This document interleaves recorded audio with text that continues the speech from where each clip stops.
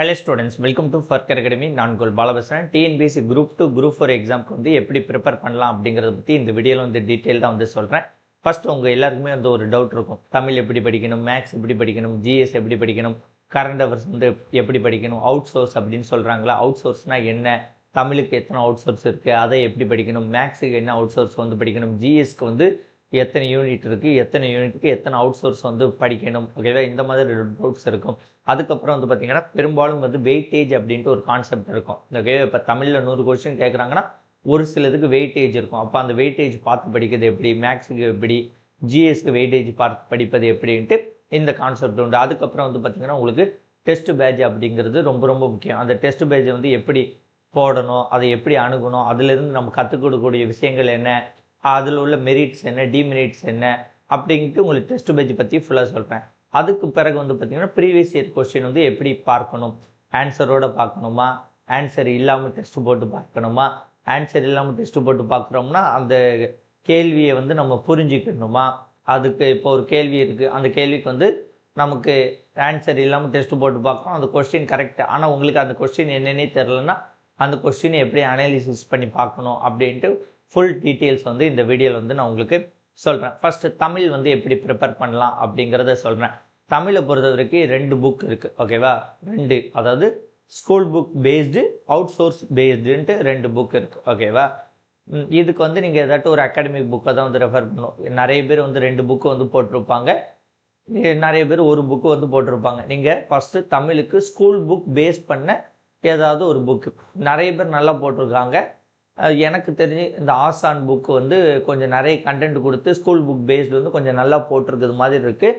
நீங்கள் வந்து ரிவ்யூ பார்த்துட்டு ஒரு புக் வந்து வாங்கிக்கோங்க, ஓகேவா. ஏன்னா இந்த 2 நீங்கள் அவுட் சோர்ஸ் புக்கு கூட அடுத்த கதை. நீங்கள் இந்த ஸ்கூல் புக் பேஸ் பண்ண ஒரு தமிழ் புக்கு உங்கள் கையில் இல்லைன்னா அது ஈஸியாக உங்களால் படிக்க முடியாது. நான் வந்து ஈஸியாக படிப்பதற்கு தான் வழி சொல்கிறேன். நீங்கள் வந்து ஸ்கூல் புக்ஸை ஃபுல்லாக வச்சுக்கிட்டு பேக் டு ஸ்டடியை வச்சு கண்டுபிடிச்சு படிக்கலாம், இல்லை ஸ்கூல் புக்ஸ் ஃபுல்லாக படிச்சுக்கிட்டு இந்த சிலபஸை மேட்ச் பண்ணி படிக்கலாம். அதெல்லாம் வந்து ரொம்ப டஃப்பான விஷயங்கள், ஓகே. ஏதாவது ஒரு அகாடமிக் புக்கை வச்சுக்கிட்டு நீங்கள் ப்ரிப்பேர் பண்ணுவது வந்து ரொம்ப ஈஸியாக வந்து இருக்கும். அதுக்கு தான் வந்து நான் உங்களுக்கு சொல்கிறேன், ஓகேவா. ஓகே, இப்போ தமிழுக்கு வந்து பார்த்தீங்கன்னா ஏதாவது ஒரு அகாடமிக் புக்கு, ஸ்கூல் புக், இந்த ஸ்கூல் புக்கில் உள்ள ஒரு புக் இருக்குல்ல, இப்போ உதாரணத்துக்கு அந்த புக்கை வந்து நீங்கள் ஃபுல்லாக படிச்சிட்டிங்கன்னு வச்சுக்கோங்களேன், அதிலிருந்தே உங்களுக்கு ஒரு 50 to 60 கேள்விகள் ஸ்கூல் புக் பேஸ் பண்ணியே வந்து இருக்கும், ஓகேவா. போன வாட்டி தான் ரொம்ப டஃப்பாக கேட்டாங்க, ஓகே. இந்த டைம்லாம் வந்து அதை நல்லா ப்ரிப்பேர் பண்ணாலே ஒரு 50 to 60 கொஸ்டின்ஸ் வந்து வரைக்கும் நம்ம போடுவதற்கான வாய்ப்புகள் அதிகமாக வந்து இருக்கும். அதுக்கப்புறம் வந்து அவுட் சோர்ஸ் புக்ஸ் அப்படிங்கிறது கண்டிப்பாக வாங்கணும்னு கிடையாது தமிழுக்கு. ஏன்னா அதில் வந்து நிறைய பிடிஎஃப் வந்து இருக்கும். அந்த பிடிஎஃப் தான் அவங்க போட்டிருப்பாங்க. அந்த பிடிஎஃப்ல உங்களுக்கு நானே வந்து சென்ட் பண்ணிடுவேன், அதை பார்த்துக்கிட்டாலே போதுமானது. அந்த புக்கை வாங்க வேண்டிய அவசியம் இல்லை. உங்களுக்கு விருப்பம் இருந்து அந்த புக்கை வாங்கிக்கிட்டிங்கன்னா யூஸ்ஃபுல்லாக இருக்கும். ஏன்னா இப்போ புத்தால வந்து அவுட் சோர்ஸ் புக்கு போட்டிருக்காங்க. அந்த புக்கை வந்து நீங்கள் பார்த்தாலே அதை படித்து முடிக்க முடியுமானே தெரியாது. சந்தோஷ் மணி அவங்களும் வந்து புக்கு போட்டிருக்காங்க. ஏன்னா அதெல்லாம் நிறைய கண்டென்ட் இருக்கும் அவுட் சோர்ஸ் புக்குக்கு. யார் போட்டிருந்தாலும் அவுட் சோர்ஸ் புக் கண்டென்ட் அப்படிங்கிறது நிறைய இருக்கும். நம்மளை பொறுத்தவரை ஸ்கூல் புக் பேஸ்டு கண்டென்ட்டை வந்து நல்லா படிச்சுக்கிட்டால் போதுமானது. அதே மாதிரி இங்கே வந்து 2 விஷயமா நீங்கள் 2 கேட்டகரியை வந்து பிடிச்சிக்கோங்க. நான் இப்போ தான் டிஎன்பிசிக்கு வந்து படிக்க வரேன், ஓகேவா, அப்படிங்கிறவங்க ஸ்கூல் புக்கை முழுக்க முழுக்க ஃபோக்கஸ் பண்ணுங்கள். அந்த அவுட் சோர்ஸையே நீங்கள் மறந்துடுங்க. இல்லை நான் இப்போ ஒரு 6 மாதமும் வந்து ஓரளவுக்கு வந்து படிச்சுட்டேன், அவுட் சோர்ஸும் கொஞ்சம் படிச்சுக்கிட்டு தான் இருக்கேன் அப்படிங்கிறதவங்க அவுட் சோர்ஸ் எல்லாம் வந்து வாங்கி படிங்க, ஓகேவா. நீங்கள் வந்து அவுட் சோர்ஸ் ஸ்கூல் புக்கையே ஃபுல்லாக படிக்காமல் அவுட் சோர்ஸை படிச்சுக்கிட்டு இருப்பது வந்து டைம் வேஸ்ட் ஆகிரும், ஓகேவா. அப்போ தமிழை பொறுத்த வரைக்கும் 2 புக் இருக்குது. ஸ்கூல் புக் பேஸ் பண்ண புக்கை ஃபர்ஸ்ட் வாங்கி நல்லா படிங்க. அதை படித்து முடித்தவங்க அவுட் சோர்ஸை வந்து வாங்கி வந்து படிங்க, ஓகேவா. அவுட் சோர்ஸ் புக்கு வந்து மஸ்ட்டு கிடையாது, ஸ்கூல் புக்கு வந்து வாங்கி படிப்பது மஸ்ட், ஓகே. இப்போ வந்து நான் உங்களுக்கு இந்த வெயிட்டேஜ் இந்த கான்செப்ட் காமிச்சு நான் பேசுகிறேன். இப்போ தமிழ் இருக்குல்ல, இப்போ உங்களுக்கு தமிழில் வந்து 3 இதாக வந்து பிரிக்கிறேன். ஈஸியாக மார்க் எடுக்கிறது, மீடியம் மார்க்கு, டஃப் மார்க் அப்படின்ட்டு 3 கேட்டகரியாக பிரிக்கிறேன். இதை வந்து நீங்கள் ஃபஸ்ட்டு வந்து பார்த்துக்கோங்க, ஓகே. இப்போ தமிழில் வந்து ஈஸியாக மார்க் எடுக்கக்கூடிய முதல் ஹெட்டிங் வந்து என்னென்னு பார்த்தீங்கன்னா, கொடுக்கப்பட்ட பத்தியிலிருந்து வினாக்களுக்கு வந்து விடையளித்தல், ஓகேவா. இது வந்து ஒரு பத்தி கொடுத்துருவாங்க, அதுலேருந்து 5 கேள்வி கேட்பாங்க. இதை வந்து பார்த்தீங்கன்னா சிலத்துக்கு செய்தித்தாள் தலைப்புன்னு கொடுப்பாங்க, சில நேரம் ஆவணம்னு கொடுப்பாங்க. இது எல்லாமே வந்து ஒரே ஹெட்டிங் தான். இது வந்து உங்களுக்கு எங்கே வரும் பார்த்தீங்கன்னா சிலபஸில் உங்களுக்கு இந்த 5வது சிலபஸ் இருக்குல்ல, சிலபஸில் யூனிட் 5 அலகு 5ல் வந்து இதை பற்றி உங்களுக்கு வரும், ஓகேவா. அலகு 5ல் வந்து பார்த்தீங்கன்னா இந்த கொடுக்கப்பட்ட பத்தியிலிருந்து வினாக்களுக்கு விடையளித்தல் இது வரும். செய்தித்தாள், தலையங்கம், முகப்பு செய்திகள், அரசு சார்ந்த செய்திகள், கட்டுரைகள், இவற்றை வாசித்தல் என்ன, ஒரு பேராகிராஃப் மாதிரி ஏதாட்டும் ஒரு பேஸ் பண்ணி கொடுத்துருவாங்க. அதிலிருந்து ஒரு 5 கேள்வி கேட்பாங்க. அந்த 5 கேள்விக்கு வந்து நம்ம பதில் சொல்லணும். அந்த இதை புரிஞ்சுக்கிட்டு நம்ம பதில் சொல்லணும். இது வந்து பார்த்தீங்கன்னா உங்களுக்கு ரொம்ப ஈஸியாக தான் இருக்கும். அதனால இந்த 5 கொஸ்டின்ஸ் அப்படிங்கிறத உறுதியாக வந்து நம்மளால வந்து என்னது எடுக்க முடியும். ஓகேவா? இருக்கிறதுல ரொம்ப ஈஸியானது வந்து இந்த 5 கொஸ்டின் தான். ஒரு நிமிஷம். ஓகே, இப்போ அடுத்தது வந்து பார்த்தீங்கன்னா யூனிட் 7 இலக்கியம், தமிழ் அறிஞர்களும் தமிழ் தொண்டும். ஓகேவா? இதில் வந்து என்னது திருக்குறள் வந்து ஒரு 20 அதிகாரம் வந்து கொடுத்துருப்பாங்க. அறநூல்கள் வந்து ஒரு 11 கொடுத்துருப்பாங்க. அடுத்த தமிழ் அறிஞர்கள் வந்து கொஞ்சம் பேர் கொடுத்துருப்பாங்க. இது வந்து உங்களுக்கு வந்து பார்த்தீங்கன்னா உங்களுக்கு SSLC ஸ்டாண்டர்டு தான். ஸ்கூல் புக்ஸில் 6th to 10th நம்ம வேணால் 12th வரைக்கும் படிச்சுக்கலாம். ஓகே, ஸ்கூல் புக் பேஸ் பண்ணி தான் இதை வந்து கேட்பாங்க. அதேமாதிரி இது ரொம்ப எளிமையாக தான் இருக்கும். அதனால இந்த 15 கொஸ்டின்ஸ் அப்படிங்கிறதும் எளிமையாக வந்து நம்மளால வந்து எடுக்க முடியும். அதுக்கு பிறகு வந்து பார்த்தீங்கன்னா அலகு 3 எழுதும் திறன். இதில் வந்து ஒரு 15 கேள்விகள் வந்து இருக்கு. ஓகேவா? இந்த அலகு 3 அப்படிங்கிறது வந்து உங்களுக்கு என்னன்னா சொற்களை ஒழுங்குபடுத்தி சொற்சொடர் ஆக்குதல். அது வந்து நம்ம மேக்சிமம் வந்து நம்ம போட்டுடலாம். ஓகேவா? அதற்கு பிறகு வந்து பார்த்தீங்கன்னா தொடர் வகைகள், தொகைநிலை தொடர், தொகாநிலை தொடர், இந்த 2 ஹெட்டிங் இருக்கும். இதில் ஒரு 15 இருக்கும். அதுக்கப்புறம் நேர்கூற்று, அயற்கூற்று, இது நியூ புக் ஓல்டு புக்கில் சேர்ந்து படிச்சிங்கன்னா இதில் கான்செப்ட் அழகாக கொடுத்துருப்பாங்க. நீங்கள் அதை படிச்சுக்கிட்டாலே இந்த தொடர் வகைகள் போடலாம். அதுக்கப்புறம் செய்வினை, செயற்பாட்டு வினை, தன்வினை, பிறவினை, இந்த 4 வந்து உங்களுக்கு ஸ்கூல் புக்ஸில் கான்செப்ட் கொடுத்துருப்பான். இந்த கான்செப்டை பார்த்துக்கிட்டிங்கன்னா போதுமானது. அடுத்த ஒருமைப்பன்மை, அது பிழை அறிந்து, அது வந்து நீங்கள் ஆல்ரெடி யூனிட் 1லே கூட வரும் ஒருமைப்பன்மை. ஓகேவா? இது வந்து 2-3 இடத்துல ஒருமைப்பன்மை வரும். அதனால ஒருமைப்பன்மை ஈஸி தான், அதுவும் வந்து போட்டலாம். அதுக்கப்புறம் வந்து பார்த்தீங்கன்னா யூனிட் 3ல வந்து மரபு தமிழ் அப்படின்ற ஒரு ஹெட்டிங் இருக்கும். அதில் என்ன ஹெட்டிங்கு, பால் மரபு, ஆண் பாலா பெண் பாலா, அடுத்தது திணை மரபு, உயிர்திணை அக்ரிணை, கால மரபு, இன்று நேற்று நாளை, இந்த கால மரபு, இளமை பெயர்கள், விலங்குகளோட இளமை பெயர்கள் வந்து என்னது, பறவைகளோட இளமை பெயர்கள் வந்து என்னது, இந்த மாதிரி கேட்பாங்க. ஒளி மரபு, இப்போ யானை வந்து என்ன பண்ணும், சிங்கம் என்ன, சிங்கத்தோட சவுண்ட் என்ன, புலியோட சவுண்டு வந்து என்ன, குதிரையோட சவுண்ட் என்ன, கழுதையோட சவுண்ட் என்ன, இந்த மாதிரி சவுண்டு வந்து வரக்கூடியது. ஓகேவா? அடுத்து தொகை மரபு, வினை மரபுலாம் வந்து பார்த்தீங்கன்னா ஒரு குரூப்பாக, வினை மரபுனா ஒரு செய்யக்கூடிய வினைக்கு வந்து எனக்கு முறுக்கு என்ன வரும், சோறு என்ன வரும், பால் என்ன வரும், தண்ணீர் என்ன வரும், இந்த மாதிரி வரக்கூடியதெல்லாம் வினை மரபு. ஸோ இந்த ஹெட்டிங்ஸ் எல்லாமே வந்து உங்களால் வந்து ஈஸியாக வந்து போடுற மாதிரி தான் இருக்கும். இதில் வந்து உங்களுக்கு கொஞ்சம் டஃப்பாக இருக்கக்கூடியது வந்து பார்த்தீங்கன்னா நிறுத்தல் குறியீடு தான். ஓகேவா? நிறுத்தல் குறியீடு இந்த ஒரு ஹெட்டிங் மட்டும்தான் வந்து உங்களுக்கு என்னது கொஞ்சம் டஃப்பாக இருக்கும். மீதி எல்லாமே வந்து நீங்கள் ஈஸியாக போடுற மாதிரி தான் இருக்கும். அப்போ இந்த 15 கேள்விகளும் வந்து ஓரளவுக்கு ஈஸியாக போடுற மாதிரி தான் இருக்கும். அடுத்த அலகு 1ல் வந்து 25 கேள்விகள். அலகு 1ல் வந்து உங்களுக்கு பார்த்தீங்கன்னா என்ன கொடுத்துருக்காங்க, பிரித்தெழுது, சேர்த்தெழுது. பிரித்தெழுது சேர்த்தெழுது வந்து நீங்கள் ஈஸியாக போட்டுடலாம். அடுத்து என்னது, சந்திப்பிழை, வள்ளினம் மிகும் மிக இடங்கள் தெரிஞ்சால் போதும், சந்திப்பிழை போட்டுடலாம். குறில் நெடில் வேறுபாடு வந்து ஸ்கூல் புக்கில் உள்ளதும் நான் ஒரு சில மெட்டீரியல் தருவோம், அது படிச்சுக்கிட்டாலே போதுமானது. ஓகேவா? அதுக்கப்புறம் வந்து பார்த்தீங்கன்னா மயங்கொலி சொற்கள். ஓகே, மயங்கொலி சொற்களை பொறுத்த வரைக்கும் ஸ்கூல் புக்ஸ் உள்ளதும் நான் கொஞ்சம் கொடுப்பேன், அது படிச்சுக்கிட்டால் வந்து போதுமானது. இனவெழுத்து, சுட்டெழுத்து, வினா எழுத்து, இதில் பார்த்தீங்கன்னா இதுலேயும் ஒருமைப்பன்மை வரும். இது எல்லாமே இனெழுத்து, சுட்டெழுத்து, வினா எழுத்துலாம் சின்ன சின்ன கேட்டிங் ஈஸியாக வந்து நம்மளால போட முடியும். அடுத்தது அலகு 1ல் வந்து பார்த்தீங்கன்னா எழுத்து, சொல் 2 இருக்கும்.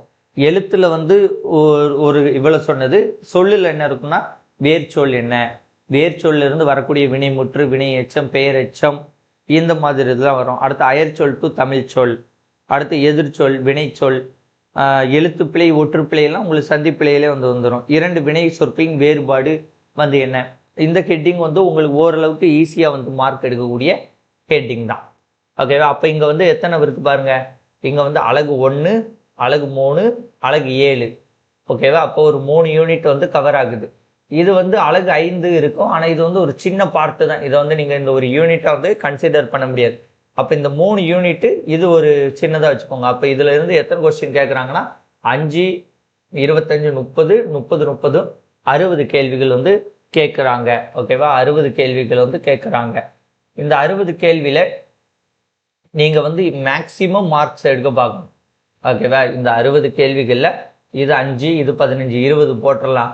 இதில் ஒரு 10 வைங்க. 20 10 30, இதில் ஒரு 20 வைங்க. 30 20 50, 55 கொஸ்டின்ஸ் வந்து 50 வருது. ஆனால் நீங்கள் ஒரு 55 கொஸ்டின்ஸ் வந்து இதில் எடுக்க முயற்சி பண்ணலாம். இது வந்து நீங்கள் ஸ்கூல் புக் பேஸ் பண்ணி நல்லா படிச்சுக்கோங்க. அவுட் சோர்ஸ் வந்து ஓரளவுக்கு இதில் உள்ளது படிச்சுக்கிட்டால் போதுமானது. உங்களுக்கு மார்க் வந்து பிரித்தெழுதுகளுக்கு வந்து இளங்குமரனாரில் உள்ள பிரித்தெழுதுக வந்து படிக்க வேண்டியிருக்கும். குறில் நெடிலுக்கு வந்து உங்களுக்கு ஒரு அவுட் சோர்ஸ் கொஞ்சம் படிக்கணும். மயங்கொலி சொற்களுக்கு கொஞ்சம் அவுட் சோர்ஸ் வந்து படிக்கணும். இந்த தமிழ் டு ஹையர் சொல் இருக்குல்ல, அதில் மட்டும்தான் கொஞ்சம் இதாகுமே தவிர இல்லை மேக்ஸிமம் 50 to 55 வந்து எடுக்கலாம். ஓகேவா, நீங்கள் ஒரு 55க்கு வந்து முயற்சி பண்ணுங்க. டஃப் அப்படின்ட்டு எழுதியிருக்கா இந்த ஹெட்டிங்.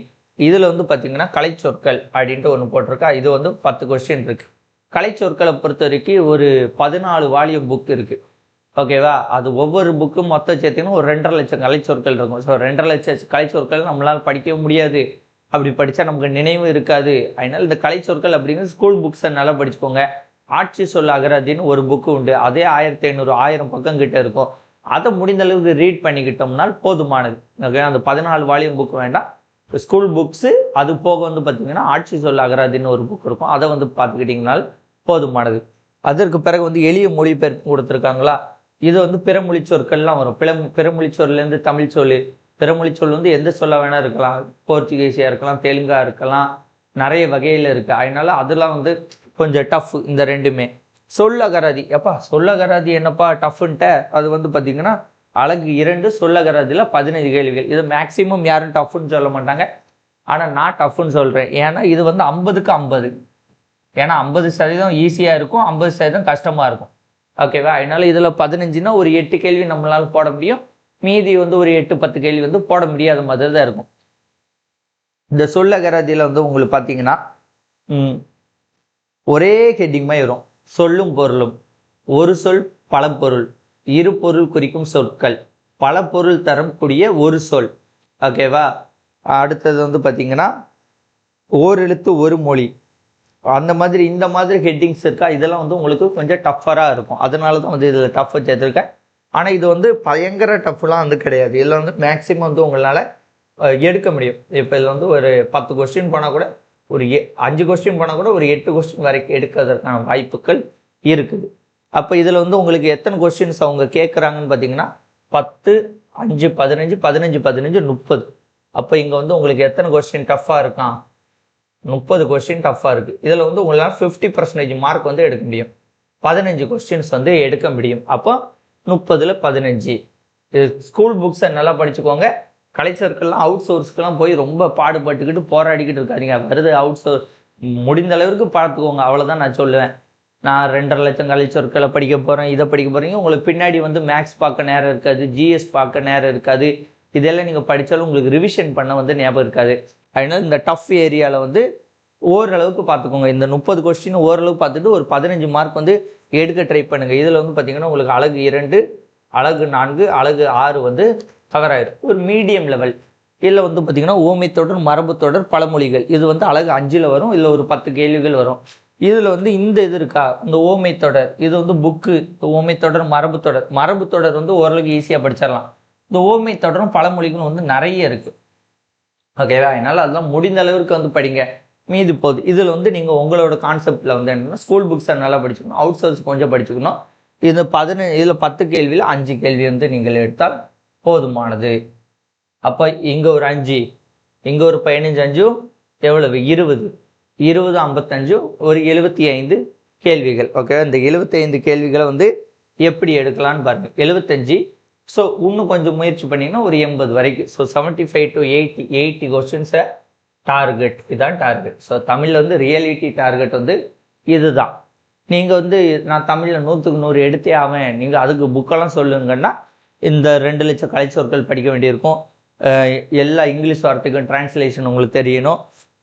சொல்லகராதி. ஓகே, சொல்லகராதிக்கு வந்து இங்கே ஒரு புக் வச்சுருந்தேன், இருங்க. இந்த இருக்கா இந்த புக்கு வந்து பார்த்தீங்கன்னா தமிழ் இலக்கிய அகராதின்னு கொடுத்துருப்பாங்க. இந்த புக்கு வந்து பிடிஎஃபாகவும் இருக்குது. அந்த பிடிஎஃப் வந்து நான் குரூப்பில் வந்து கொடுக்குறேன். நீங்கள் கீழே டிஸ்கிரிப்ஷனில் வந்து குரூப் லிங்க் இருக்கும், கிளிக் பண்ணி வந்து ஜாயின் பண்ணிக்கோங்க. இதில் வந்து பார்த்தீங்கன்னா உங்களுக்கு ஒரு 360 பேஜஸ் வந்து இருக்கும். ஓகேவா, அந்த பிடிஎஃப்ல வந்து 400 பேஜஸ் இருக்கும். இந்த புக்கை படித்தா மேக்சிமம் மார்க் வந்து இதில் இருந்து எடுக்கலாம். இந்த புக்கை படித்தா இதில் இருந்து தான் போன வாட்டிக்கு எடுத்திருக்காங்க. இந்த புக்கை படித்தா மேக்சிமம் மார்க் வந்து எடுக்கலாம். ஆனால் இதில் என்ன ஒரு சட்ட சிக்கல்னா, இந்த புக்கை வந்து படிப்பது வந்து அவ்வளோ சுலபம் கிடையாது. ரீட் பண்ணிக்கலாம், ஒரு நாளைக்கு 10 பக்கம்னு படித்து ஒரு டைம் ரீட் பண்ணிக்கலாமே தவிர இதில் இருந்து கேட்டால் நான் கண்டிப்பாக பதில் சொல்லணுன்ற அளவுக்கு நம்மளால் படிக்க முடியாது. ஓகேவா? அதனால் இந்த புக் வந்து ஓரளவுக்கு நீங்கள் ரீட் பண்ணி வச்சுக்கிட்டீங்கனாலே போதுமானது. இந்த புக் வந்து முக்கியமானது. இந்த புக்கில் இருந்து 15 to 18 கேள்விகள் வந்து கேட்டிருந்தாங்க. இப்போ இந்த தமிழ் இலக்கிய அகராதியிலிருந்து 15 to 18 கேள்விகள் கேட்டிருந்தாங்க. அதாவது இந்த சொல்லகராதி, இந்த டாபிக்கு, குரில் நெடில், ஓரெழுத்து ஒரு மொழி, மயங்கொலி சொற்கள் அப்படின்ட்டு எல்லா டாப்பிக்குக்கும் ஒரு சொல் பொருள் அப்படிங்கிறது மாதிரி, எதிர்ச்சொல் அப்படின்னு நிறைய 18 கேள்விகள், 15 to 18 கேள்விகள் இந்த புக்கில் இருந்து தான் கேட்டிருந்தாங்க. அந்த புக்கை ரீட் பண்ணிக்கலாமா தவிர ஃபுல்லாக வந்து நம்மளால படிக்க முடியாது. இப்போ உங்களுக்கு தமிழ் பற்றியான கான்செப்ட் வந்து ஓகே, வீடியோ கட் ஆகிட்டோன்னு பயந்துட்டேன், ஒரு நிமிஷம் இருங்க. இப்போ தமிழ் பற்றியான கான்செப்ட் வந்து உங்களுக்கு ஃபுல்லாக புரிஞ்சிட்டல. இதுதான் தமிழ். தமிழுக்கு இதுதான் ஸ்ட்ராட்டஜி. Easy, medium, tough. இந்த மீடியம் டஃப்பை விட்டுருங்க.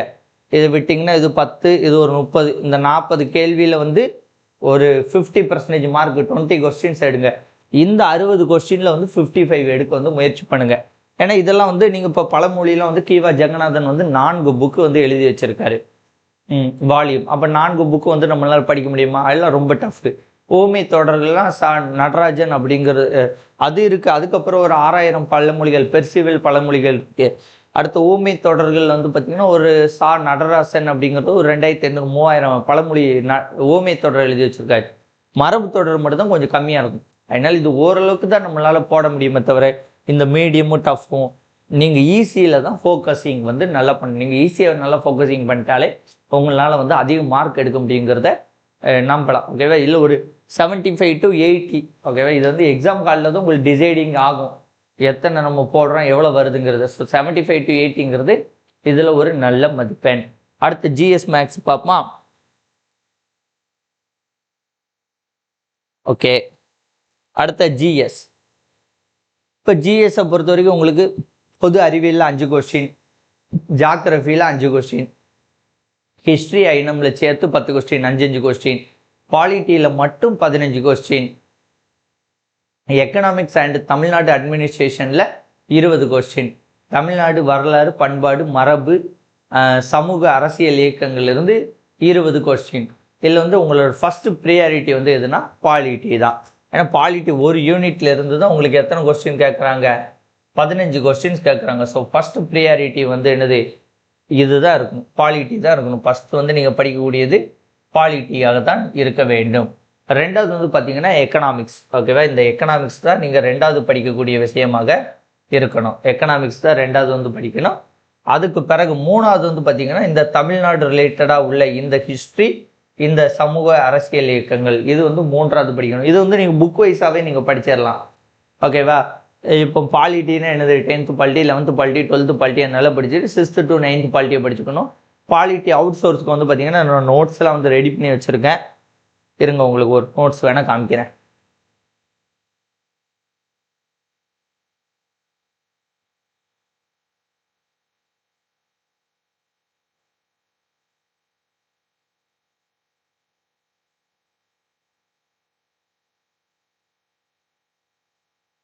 அது இங்கிலீஷு.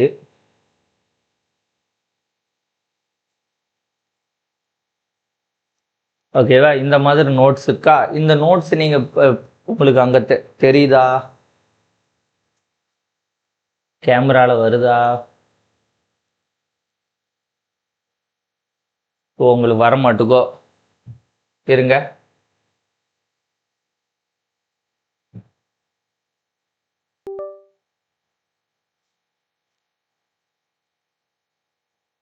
ஓகே, இந்த இருக்கா? நீங்கள் பாலிட்டியை பொறுத்த வரைக்கும் நீங்கள் 6th to 12th பாலிட்டியை படிச்சுட்டு இந்த அவுட் சோர்ஸ் இது வந்து உங்களுக்கு இந்த புக்கு இருக்குல்ல, அது என்ன புக்கு? ஒரு பச்சை கலர் புக் இருக்குங்களா, பப்ளிகேஷன், பிரகதீஷ் பப்ளிகேஷன், அந்த புக்கில் இருந்து நோட்ஸாக எடுத்துருக்கு. ஓகேவா? இது வந்து ஃபுல்லாக நோட்ஸாக படித்து உங்களுக்கு ஈஸியாக இருக்குது மாதிரி இப்படி எடுத்து வச்சுருக்கு. இதை நீங்கள் படித்துக்கிட்டால் போதுமானது. உங்களுக்கு பாலிட்டியில் வந்து கண்டிப்பாக அதிக மதிப்பெண்கள் வந்து எடுக்க முடியும். இந்த மாதிரி தான் உங்களுக்கு எல்லாத்துக்குமே இருக்கும். அடுத்து எக்கனாமிக்ஸை பொறுத்த வரைக்கும் என்னது 11th 12th எக்கனாமிக்ஸ் படிச்சுக்கணும். இந்த தமிழ்நாடு வரலாறு இந்த இது இருக்குல்ல, இதுக்கு வந்து 10th ஐயனம், 11th ஐயனம், 12th ஐயனம், அடுத்து 6th 7th 8th 7th 9th ஹிஸ்ட்ரியில் வந்து ஒரு 6 பாடங்கள் உண்டு. அந்த 6 பாடங்கள் வந்து படிச்சுக்கணும். அதுக்கப்புறம் திருக்குறள், அதில் சங்ககாலம் முதல் இக்காலம் வரையிலான தமிழ் இலக்கியம்னு கொடுத்துருப்பாங்க. அது வந்து உங்களுக்கு மேக்சிமம் நம்ம படிக்கக்கூடிய தமிழ் ரிலேட்டடாக வரும். இல்லை ஒரு சில விஷயங்கள் மட்டும் நம்ம கூட படிச்சுக்கிட்டால் போதுமானது. இதெல்லாம் நீங்கள் ஸ்கூல் புக் பேஸ் பண்ணியே படிச்சுக்கலாம். இந்த வரலாறு, தேசிய இயக்கம் எல்லாம் சின்ன சின்ன தான். இப்போ இந்த தேசிய இயக்கத்துக்கு நீங்கள் 12th ஹிஸ்ட்ரியை நல்லா படிச்சுக்கிட்டாலே போதுமானது. 10th 12th ஹிஸ்ட்ரியை படிச்சு போதுமானது. ஹிஸ்ட்ரி இந்த பகுதிக்கு தான் பார்த்தீங்கன்னா நிறைய படிக்கிற மாதிரி இருக்கும். அதை வந்து நீங்கள் டாப்பிக்காக வச்சுக்கோங்க. சிந்துவெளி, குப்தர்கள், முகலாயர்கள், டெல்லி சுல்தான், மராத்தியர்கள், விஜயநகர பாமனி அரசுகள், தென்னிந்திய அரசுகள்ன்ட்டு இந்த 7 ஹெட்டிங்காக வச்சு படிச்சுக்கிட்டிங்கன்னா இது வந்து முடிஞ்சு. சயின்ஸு நான் என்னை பொறுத்த வரைக்கும் இந்த சயின்ஸ் இந்த 5 கொஸ்டின்லாம் விட்டுருவேன். 5 கொஸ்டினுக்கும் கேட்டாங்கன்னா ஆப்ஷன் பியை போட்டு முடிச்சிருவேன். இந்த 5 கொஸ்டினுக்கு வந்து பார்த்தீங்கன்னா 10th ஜாகிரபியை மட்டும் பார்த்துக்கிட்டு அந்த ஒரு 7 பாடம், அந்த ஒரு 7 பாடத்தை பார்த்தோன்னா 5 பாடம் ஜாகிரபியில் வந்துடும். அந்த மீதி 6வது 7வது பாடம் வந்து உங்களுக்கு பார்த்தீங்கன்னா இந்த யூனிட் 5ல் வந்து கவர் ஆகிரும். முடிஞ்சா இவ்வளோதான். இதில் வந்து உங்களோட ஃபஸ்ட்டு ப்ரிஃபரன்ஸ் பாலிட்டி, செகண்ட் வந்து இந்த யூனிட்டு, தேர்ட் வந்து யூனிட்டு 4, 5, 6. இது யூனிட் 4, யூனிட் 5, யூனிட் 6. இதை வந்து நீங்கள் படிக்கணும். இதை படித்தாலே உங்களுக்கு மார்க் எவ்வளோ வருது பாருங்கள். 40, 55 கேள்விகள். இந்த 55 கேள்வியில்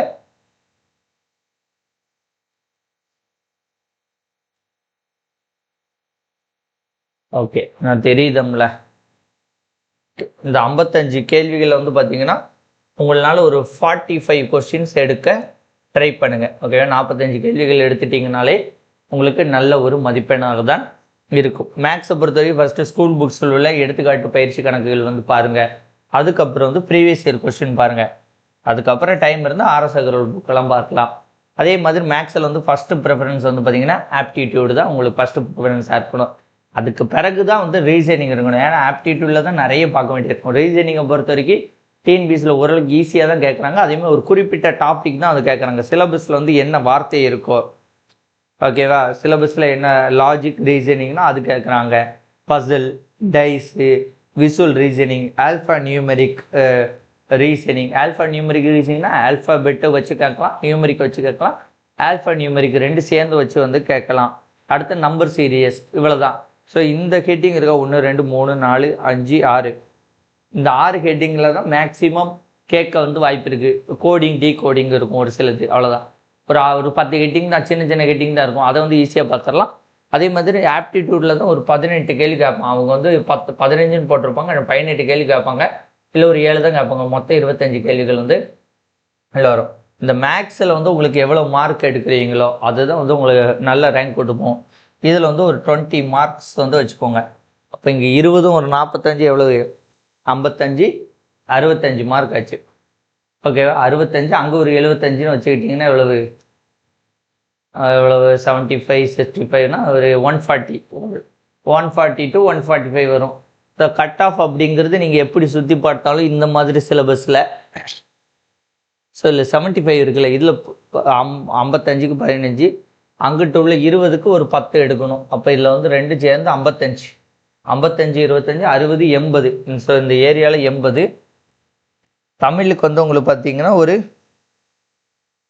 80. ஸோ ஒரு 160 வருது. கட் ஆஃப் அப்படிங்கிறது இந்த மாதிரியான எக்ஸாமில் இந்த மாதிரி சிலபஸ் வந்து ரொம்ப ஈஸியாக கேட்டால் தான் 160 தாண்டுமே தவிர ஓரளவுக்கு மாடரேட்டாகவோ டஃப்பாகவோ கேட்டாலே உங்களுக்கு கட் ஆஃப் அப்படிங்கிறது 150 to 160 தான் சுத்தம். ஸோ இந்த மாதிரி பேட்டர்னில் நீங்கள் அனலைஸ் பண்ணி படித்தாலே உங்களால் நிச்சயம் வந்து நிறைய மார்க்ஸ் வந்து எடுக்க முடியும். உங்களுக்கு புரிஞ்சிருக்குன்னு நினைக்கிறேன். ஓகேவா? இதற்கு பிறகு ஒரு விஷயங்கள் இருக்கு.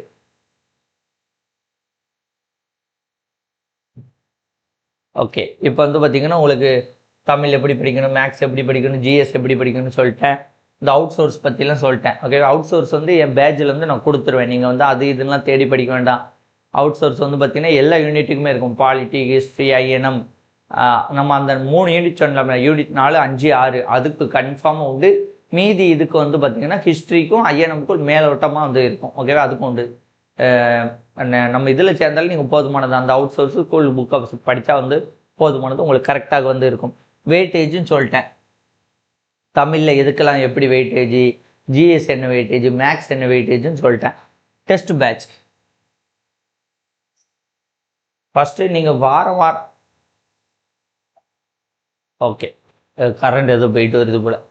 ஃபஸ்ட்டு வாரம் வந்து கொஞ்சம் கொஞ்சமாக சின்னதாக நீங்கள் படிக்கணும். படித்து ஒவ்வொரு டெஸ்ட்டாக போடணும். அப்படி போட்டால் தான் உங்களால் ஒரு பெரிய சக்ஸஸ் அடைய முடியும். டெஸ்ட் பேட்சுங்கிறது ஒவ்வொரு வாரம் நம்ம என்ன படிச்சிருக்கோம், அதில் நம்ம எவ்வளோ மார்க் எடுக்கிறோம், அதில் நம்ம என்ன தப்பு பண்ணுறோம், அதை அனலைசிஸ் பண்ணி பார்த்து அதை ஒரு ரிவ்யூ எடுத்து, ஓகே 200 கேள்விக்கு 130 எடுக்கிறோம், 70 கொஸ்டின் ஏன் தப்பு, 130 தான் வந்திருக்கு, அப்போ அந்த 70 கொஸ்டின் அனலைஸ் பண்ணுறது, அதை திரும்பி பார்க்குறது, திரும்பி படிக்கிறது, திரும்ப பண்ணுறதுக்கு தான் ரொம்ப முக்கியமான விஷயம் டெஸ்ட் பேட்ச். நீங்கள் டெஸ்ட் பேட்ச் போடாமல் இருப்பது வந்து ரொம்ப உங்களுக்கு படித்த ஒரு ஃபீலிங்கே இருக்காது. ஒரு பிளான் இருக்கணும். சக்ஸஸோட ஃபஸ்ட்டு மந்த்ரம் என்னென்னா, ஒரு பிளான் இருக்கணும், அந்த பிளானுக்கு ஒரு டெஸ்ட்டு போடணும், அதை அனலைசிஸ் பண்ணி பார்த்துக்கிட்டு போய்கிட்டே இருக்கணும். இதான் வந்து ஃபஸ்ட்டு மந்த்ரம். இதை வந்து இது பண்ணுங்கள். ஸோ டெஸ்ட் பேட்சுங்கிறது ரொம்ப முக்கியம். நம்ம டெஸ்ட் பேட்சுங்கிறது May 25 இருக்கும். அடுத்த பேட்ச் May 25 இருக்கும். இந்த June 1 படிக்கிற மாதிரி இருக்கும். இப்போ என்ன, இப்போ May 10 ஆகிட்டுல இன்னொரு 15 நாட்கள் இருக்கும். இப்போதைக்கு வந்து நீங்கள் வந்து ஒரு சில விஷயங்களை அனலைஸ் பண்ணுங்கள், ஒரு சில விஷயங்களை படிச்சுக்கிட்டுருங்க. அந்த பேட்ச் போடும்போது வந்து சேர்ந்துக்கோங்க. ப்ரீவியஸ் இயர் கொஸ்டினை பொறுத்த வரைக்கும் ரொம்ப அனலைசிஸ் பண்ணவும் வேண்டாம், அதுக்குன்னு அப்படியே கொஸ்டின் பேப்பரை பார்த்தும் படிக்க வேண்டாம். ப்ரீவியஸ் இயர் கொஸ்டினை பொறுத்த வரைக்கும் வித்தவுட் ஆன்சராக டெஸ்ட் போட்டு பாருங்கள். ஓரளவுக்கு அது புரியுதா, அதுலேருந்து மார்க் எடுக்க முடியுதா. ஒரு 75 கொஸ்டின் ப்ரீவியஸ் இயர் கொஸ்டின் போடுறீங்க, அதில் ஒரு 40 கொஸ்டின் வந்தாலே ஓகே நமக்கு. ஏன்னா அது ரொம்ப டஃப்பாக தான் இருக்கும். இப்போ டிகிரி ஸ்டாண்டர்டில் இருக்கும்போது டஃப்பாக தான் இருக்கும். ஒரு 40 to 50 உங்களுக்கு ஒரு நல்ல மதிப்பெண்ணாக தான் இருக்கும். ஸோ ப்ரீவியஸ் இயர் கொஸ்டினை டெஸ்ட்டாக போட்டு பாருங்கள். ஆன்சரோட பார்க்காம டெஸ்ட்டாக போட்டு பாருங்கள். அதெல்லாம் நம்ம பேட்சில் இருக்கும். அதெல்லாம் எப்படின்ட்டு நான் பின்னாடி வரக்கூடிய வீடியோவில் சொல்கிறேன். இந்த வீடியோ உங்களுக்கு பிடிச்சிருந்தா உங்கள் ஃப்ரெண்ட்ஸையும் ஷேர் பண்ணுங்கள். தேங்க்யூ. வேறு ஒரு வீடியோன்னு சந்திப்போம். நன்றி, வணக்கம், பாய்.